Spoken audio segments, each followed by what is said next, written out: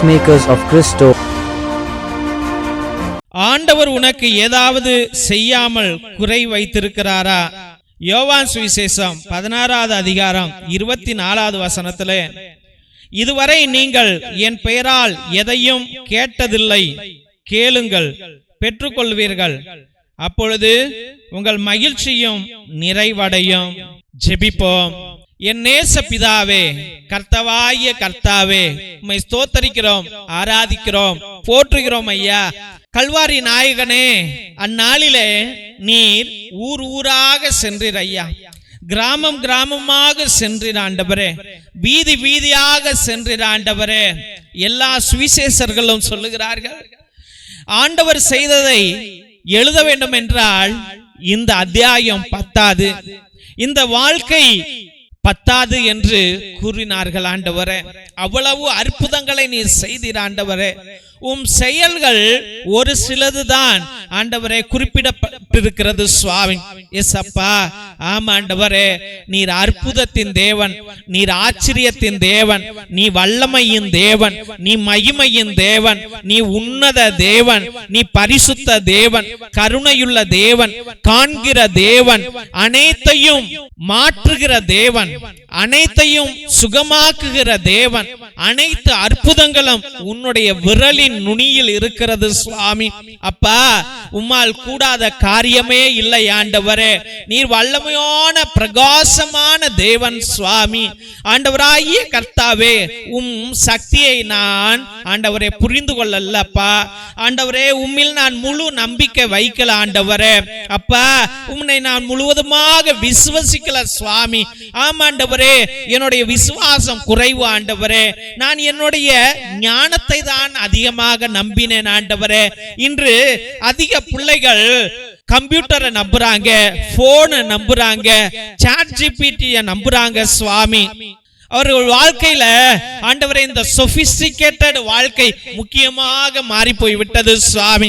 கிளப்புக்கு போவதும், ஆண்டவரே பிக்னிக்கு போவதும், டூரிஸ்ட் போவதும், தியேட்டருக்கு போவதும், பார்க்குக்கு போவதும் முக்கியமாக ஆயிடுச்சு சுவாமி. ஆண்டவரே, பெரிய பெரிய மால்ல போயிட்டு கொஞ்ச நேரம் ஏசியில உட்கார்ந்துட்டு இருந்தா அவர்கள் மனம் சந்தோஷம் அடைகிறது என்று நினைத்து கொண்டிருக்கிற உலகமாக இது மாறி போய்விட்டதா ஆண்டவரே. ஆண்டவரே, ஹனிமூனுக்கு போய் வெளிநாட்டுல ஜாலியா இருந்துட்டு வந்தா அவர்கள் வாழ்க்கை சந்தோஷம் வந்து விடும் என்று நினைக்கிற உலகமாக இது மாறி போய் விட்டது சுவாமி. ஏசப்பா, ஒவ்வொரு மனிதரும் ஒரு 5 நிமிஷம் உட்கார்ந்து ஜெபிக்க அவனுக்கு மனத்தன்மை இல்லை சாமி. ஆண்டவரே, அந்த 5 நிமிஷம் வந்தாலும் கோயில்ல பராக்கு பார்க்கிறது தான் அவருடைய வேலையாக மாறிவிட்டது சுவாமி. ஏசப்பா, இந்த மொமெண்டரி ஹாப்பினஸ் நோக்கி இந்த உலகம் சென்று கொண்டிருக்கிறது ஆண்டவரே. எந்த குடும்பத்தை கண்டாலும் சந்தோஷம் இல்லப்பா, எந்த குடும்பத்தை கண்டாலும் ஆண்டவரே அங்க ஆனந்தம் இல்லை சுவாமி, பரவசம் இல்லை ஆண்டவரே. ஆண்டவரே, அங்க அன்பு இல்லை சுவாமி. ஏசப்பா, ஒவ்வொரு மனிதனுக்கும் டைம் இல்லாமல் போயிடுச்சு ஆண்டவரே. இயேசுவே, உன் பிள்ளைகளை கண்ணோக்கும்படியா ஜெபிக்கிறோம் ஐயா. ஏசப்பா, இவர்கள் அழிவை நோக்கி சென்று கொண்டிருக்கிறார்கள். பணம் சம்பாதிச்சுட்டா எல்லாம் வந்துடும் நினைக்கிறாங்க. ஆனால் அந்த நிம்மதியை இழந்தவர்கள் எத்தனையோ பேர் சுவாமி. பணத்தை நோக்கி ஓடி ஓடி ஓடி உழைத்து இன்று நிம்மதி இல்லாத வாழ்க்கைக்குள்ளாய் ஆண்டவரை இருளின் வாழ்க்கைக்குள்ளாய் வாழ்கிற மனிதர்கள் கோடா கோடி மனிதர்கள் சுவாமி. ஏசப்பா, இந்த இளம் பிள்ளைகள் அதை நோக்கி செல்லக்கூடாது ஆண்டவரே. ஆண்டவரே, உன்னில் அமைதி இருக்கிறது, உன்னில் சமாதானம் இருக்கிறது, உன்னில் வாழ்வு இருக்கிறது, உன்னில் வளர்ச்சி இருக்கிறது, உன்னில் ஆனந்தம் இருக்கிறது என்று ஒவ்வொரு பிள்ளைகளும் உணரட்டும் ஆண்டவரே. ஆண்டவரே, இந்த நிம்மதியை கொடுப்பது யார் சுவாமி? நான் எப்படிப்பட்ட பாவியாக இருந்தாலும் என்னை ஏற்றுக்கொள்கிற ஒரே தேவன் நீர்தான் ஆண்டவரே. எனக்குள்ளாய் பிரசன்னமாய் இருக்கிறவர் நீர்தான் சுவாமி. எனக்கு ஞானத்தை கொடுக்கிறவர் நீர்தான் ஆண்டவரே. தவறான வழிகளுக்குள்ளாய் விழுந்து விடாமல் என்னை தூக்கி எழுப்புகிறவர் நீர்தான் ஆண்டவரே. இயேசுவே, அவசர புத்திகளை அகற்றி போடுங்க, கோப ஆக்கினைகளை அகற்றி போடுங்க, மது பழக்கத்திலிருந்து பிள்ளைகளுக்கு விடுதலையை கொடுங்க ஆண்டவரே. இந்த உன்னிடம் அமர்ந்து ஜெபிக்கிறாதவன், உன்னிடம் நிலையான வாழ்வை மேற்கொள்ளாதவன் உன்னை நோக்கி பேசாதவன் ஆண்டவரே தோல்விக்குள்ளாய் செல்லுகிறான் ஆண்டவரே.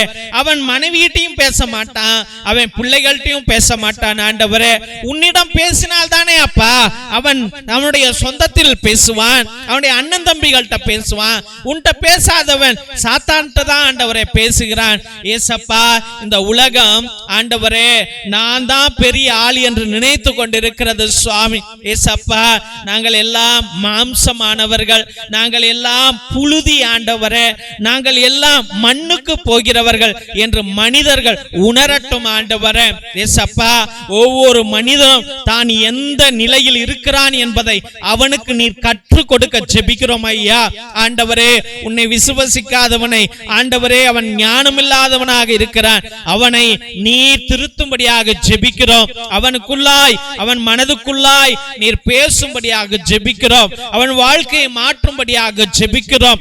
பாவம் செய்கிறவன் உன்னை ஏற்றுக்கொள்ள மாட்டான் ஆண்டவரே, பொய் சொல்லுகிறவன் உன்னை ஏற்றுக்கொள்ள மாட்டான் ஆண்டவரே, உபாச்சாரத்தில் இருக்கிறவன் உன்னை ஏற்றுக்கொள்ள மாட்டான், காம எண்ணங்களில் உள்ளவன் உன்னை ஏற்றுக்கொள்ள மாட்டான், பண திமிரில் இருக்கிறவன் உன்னை ஏற்றுக்கொள்ள மாட்டான் சுவாமி. அதனால் தான் நீ சொன்னீர், கேட்க செவியுள்ளவன் கேட்கட்டும் என்று சொன்னீரே ஆண்டவரே.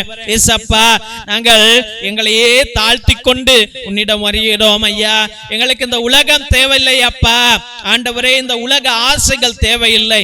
நீர் ஒருவர் இருந்தால் போதும் ஐயா, எனக்குள்ளாய் நீர் வாழ்ந்தால் போதும் சுவாமி. இயேசுவே, ஒவ்வொரு பிள்ளைகளுக்கும் நீர் சொந்தமாக்கி கொள்ள ஜெபிக்கிறோம். இந்த காணொலியை கண்டு ஜெபித்து கொண்டிருக்கிற எல்லா பிள்ளைகளும் உமக்கு சொந்தமானவர்கள், இவர்கள் வாழ்க்கையை நீர் பிரகாசிக்க வேண்டும் என்று ஜெபித்து அருமையான பிள்ளைகளை உம்முடைய பரிசுத்தமான கல்வாரி பாதத்திலே சமர்ப்பித்து ஜெபிக்கிறோம் எங்கள் ஜீவனுள்ள நல்ல பிதாவே. ஆமென், ஆமென், ஆமென். திருசிலுவை ஆசீர்வாதத்தை பெற்றுக்கொள்வோம். தந்தை ஆசீர்வாதத்தின் திருசிலுவை, திருசிலுவை உனக்கும் உன் குடும்பத்திற்கும் வெளிச்சமாய் இருக்கிறது. நரக சர்ப்பம் உனக்கு அதிபதியாக வேண்டாம். சாத்தானே அப்பாலே போ. அபத்தங்களை இப்பிள்ளைகளுக்கு போதிக்காதே. நீ கொடுப்பது தீது, நீயே அந்த நஞ்சை உட்கொள். நற்கருணை ஆசீர்வாதத்தை பெற்றுக்கொள்வோம். எல்லாம் வல்ல இறைவன் தந்தை, மகன், தூய ஆவியார் உங்களையும் உங்கள் குடும்பத்தையும் ஆசீர்வதித்து வழிநடத்தி காத்தருள்வாராக. ஆமென், ஆமென், ஆமென். இறை இயேசுவில் அன்பார்ந்த சகோதர சகோதரிகளே, உங்கள் அனைவருக்கும் எங்களுடைய முதன்மையாக நன்றிகளை தெரிவித்துக் கொள்கின்றோம். எங்களுடைய சபைக்கு உங்களால் முடிந்த உதவிகளை அன்றாட நீங்கள் செய்து கொண்டிருக்கிறீர்கள். அதற்காக எங்களுடைய ஆயர் மோஸ்ட் ரெவரண்ட் ஹிபோரா குசாலா சார்பாகவும் எங்களுடைய சபை தலைவர் ஃபாதர் கிஷோர் சார்பாகவும் எங்களுடைய மனமார்ந்த நன்றிகளை தெரிவித்துக் கொள்கின்றோம். நீங்கள் அனுப்புகின்ற ஒவ்வொரு பழைய துணி, பத்தாத துணி, புது துணிகள் அனைத்தையும் மற்றும் நோட்டு, பேனா, புஸ்தகங்கள் மற்றும் சோலார் லைட் அனைத்தையும் நாங்கள் பகிர்ந்து கொண்டிருப்பதை இதோ இந்த போட்டோல உங்களுக்கு காமிச்சிருக்கிறோம். ரொம்ப நன்றி. கடவுள் நிறைவாக உங்களுடைய நல்ல உள்ளங்களையும் இல்லங்களையும் ஆசிர்வதிக்க நாங்கள் அன்றாட ஜெபித்துக் கொள்கின்றோம். மற்றுமாக உங்களால் முடிந்த அளவுக்கு உங்களுடைய உற்றா உறவினரிடம் சொல்லி கூட இந்த பழைய துணி, பத்தாத துணி, பயன்படுத்தாத துணிகளையும் மற்றுமாக ஏதாவது நோட்டு, பேனா, புஸ்தகங்களை கூட நீங்கள் தொடர்ந்து அனுப்பும்படியாக அன்போடு வேண்டுகின்றோம். மற்றுமாக தெய்வ பிள்ளைகளே, ஒவ்வொரு நாளும் மதியம் 3 மணியிலிருந்து 5 மணி வரைக்கும் உங்களுடைய கருத்துக்களுக்காக கடவுள் முன்னிலையில அமர்ந்து கொண்டு 2 மணி நேரம் எல்லா ஜபங்களையும் சொல்லிக் கொண்டு ஆண்டவரோடு பேசிக்கொண்டு உங்களுக்காக ஜெபித்துக் கொண்டு இருக்கிறேன். உங்களுடைய விண்ணப்பங்கள் நிறைவேறாமல் இருந்தால் நேர்த்தி திருப்பலி அர்ப்பணிங்கள். 3 திருப்பலி, 5 திருப்பலி, 7 திருப்பலி, 9 திருப்பலி, 12 திருப்பலி, 21 திருப்பலி, 30 திருப்பலி, 33 திருப்பலி என்று நீங்கள் அர்ப்பணிக்கலாம்.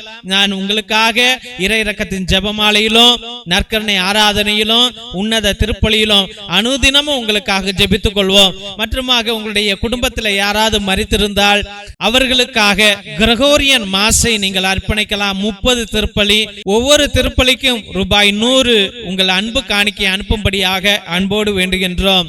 மற்றுமாக மிரக்கல் ஆயில் அதிசய எண்ணெய் இது எல்லா நோய்களுக்கும், ஆஸ்மா நோய்க்கும், நெஞ்சு வலிக்கும், வயிற்று வலிக்கும், முழங்கால் வலிக்கும், தலை வலிக்கும், நரம்பு வலிக்கும் இதை நீங்கள் வாங்கி பயன்படுத்தலாம்.